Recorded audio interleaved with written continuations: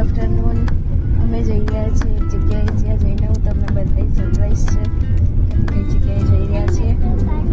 કોઈક ધાર્મિક જગ્યા જ છે, ત્યાં જઈને હું તમને દર્શન કરાવીશ. ક્યાં જઈ રહ્યા છે સરપ્રાઈઝ છે, ત્યાં પહોંચીને બતાવું.